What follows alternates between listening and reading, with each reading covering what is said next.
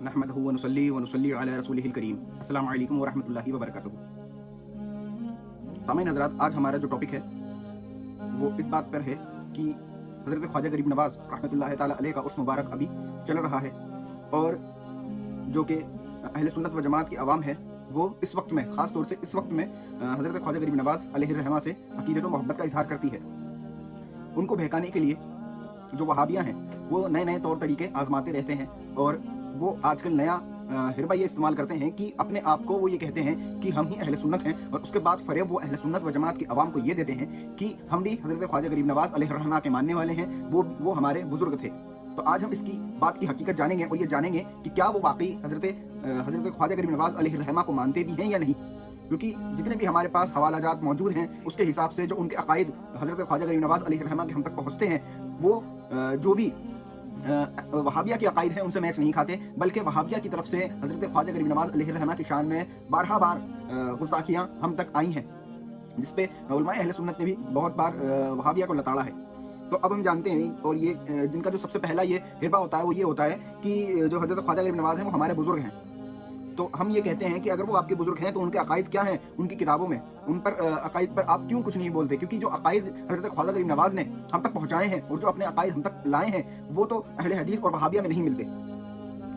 और जब भी सुन्नियों को फंसाना होता है तो वो क्या कहते हैं कि हमारे बुजुर्ग हैं, फिर बाद में उन्हीं की वो गुस्ताखी करते हैं। हज़रत ख्वाजा गरीब नवाज़ हो या दूसरे बुजुर्गान दीन हो, उनकी गुस्ताखी करने में सबसे अव्वल नंबर पर जो है वो वहाबिया फ़िरका है, देवबंदिया फ़िरका है।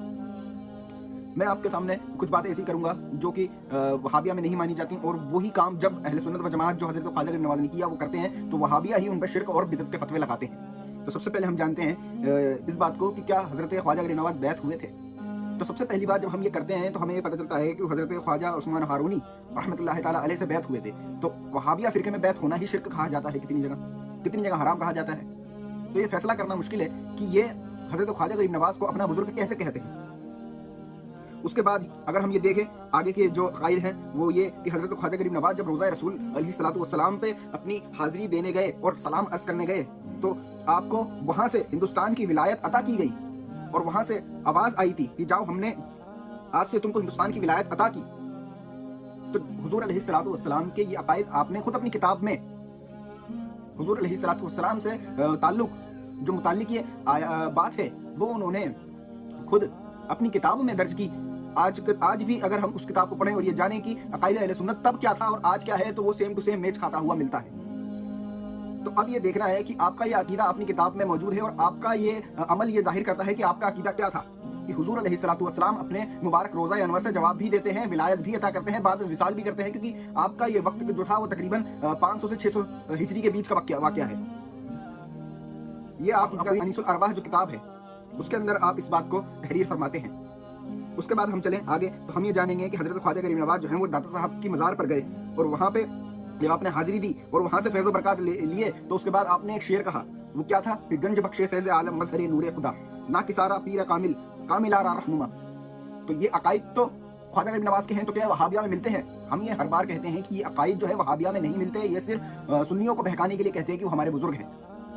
अब ऐसे ही और भी हमारे पास दलाइल मौजूद है जिससे कि ये साबित होता है कि ये हज़रत ख्वाजा गरीब नवाज़ रहमतुल्लाहि ताला अलैह को अपना कोई बुजुर्ग नहीं मानते, यहाँ तक कि आपकी शान में बदतरीन से बदतरीन जो गुस्ताखी ये करते हैं वो आपसे छुपी हुई नहीं है। इसी तरीके से हम ये कहते हैं कि वलियों के फैज़ से लोगों को ईमान भी मिलता है, लेकिन ये नहीं मानते। तो हमारे अकायद तो अहले सुन्नत व जमात के हज़रत ख्वाजा गरीब नवाज़ से मिलते हैं। मैं बताता हूँ कैसे कि हज़रत ख्वाजा गरीब नवाज़ के फैज़ान से ही, आपके फैज़ से ही हिंदुस्तान में इस्लाम फैला। जब हिंदुस्तान में इस्लाम आपके फैज़ान से फैला तो ईमान किसके वसीले से मिला? किसने आपको ईमान दिया?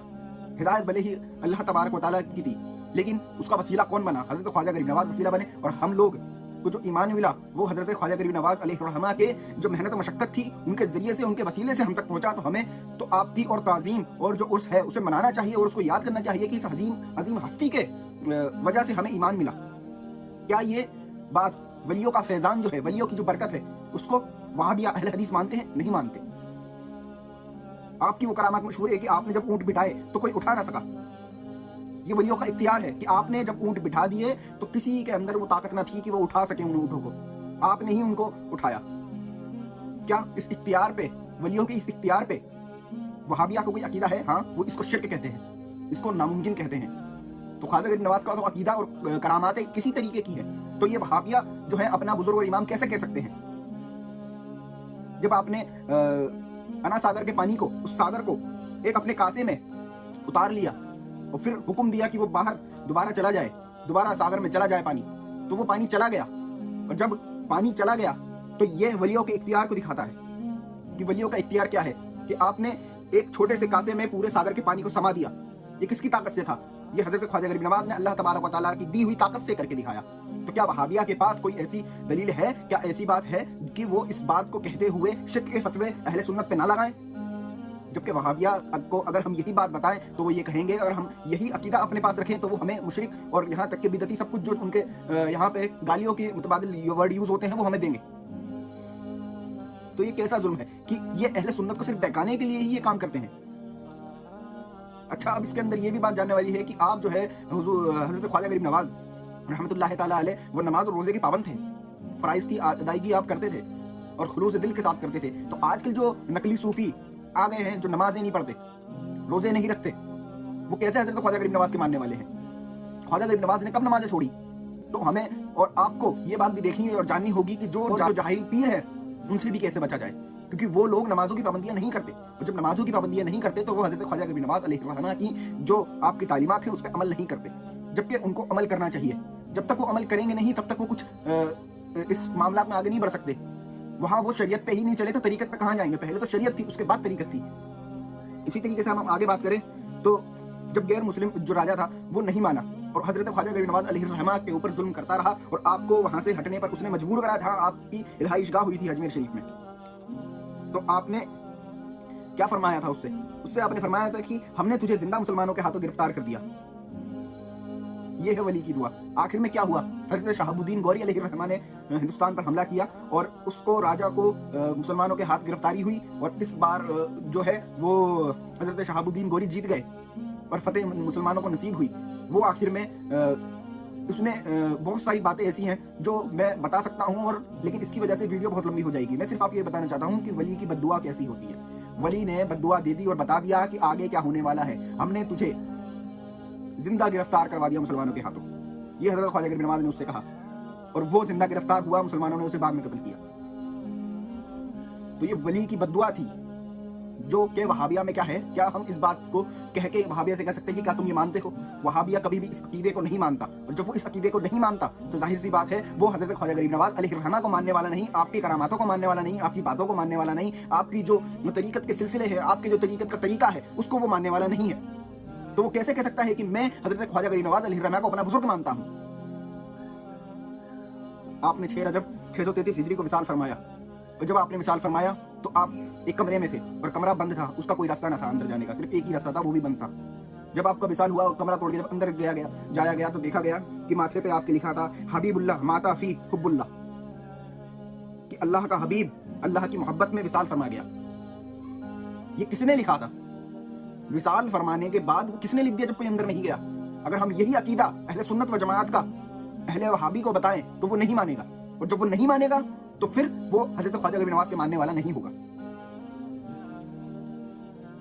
علم غیب کی بات کری جائے تو حضرت خواجہ غریب نواز نے اپنے پیر و مرشد کی جو 2 انگلیاں ہیں اس کے درمیان 18,000 عالم دیکھے تھے۔ یہ آپ خود اپنی کتاب میں تحریر فرماتے ہیں، کسی اور کی کتاب میں نہیں، وہ آپ اپنی خود کی کتاب میں تحریر فرما رہے ہیں، آپ سے کوئی ایسی روایت نہیں آئی ہے، بلکہ آپ نے خود وہ اپنی کتاب انیس الارواح میں نقل کی ہے۔ تو جب یہ غیب کی خبر، یہ 18,000 عالم دیکھنے کا واقعہ حضور غریب نواز کا خود کا لکھا ہوا ہے، تو ہم یہی بات حضور علیہ السلام کے لیے جب ثابت کرتے ہیں تو وہابیہ اسے نہیں مانتے۔ جب وہابیہ اسے نہیں مانتے تو وہ کیسے کہہ سکتے ہیں کہ وہ حضرت خواجہ غریب نواز علیہ الرحمہ کے ماننے والے ہیں؟ تو لہٰذا اس بات کو اہل سنت و جماعت کی عوام کو سمجھنا چاہیے کہ جو وہابیہ ہیں وہ اہل سنت و جماعت کو نہیں مانتے، ان کے بزرگان دین کو نہیں مانتے، ان کے ولیوں کی شان میں گستاخی کرتے ہیں، اور یہ صرف ایک ان کی چال ہوتی ہے کہ کسی طریقے سے وہابی جو ہیں مسلمانوں کو اہل سنت و جماعت کے لوگوں کو بہکا کر وہابی بنائیں اور اس سے آگے دین کو بگاڑ پیدا کریں۔ تو انشاءاللہ آگے آنے والے موضوع میں ہم ایسے ہی آپ کے سامنے ویڈیو لاتے رہیں، انشاءاللہ عز و جل۔ السلام علیکم ورحمۃ اللہ وبرکاتہ۔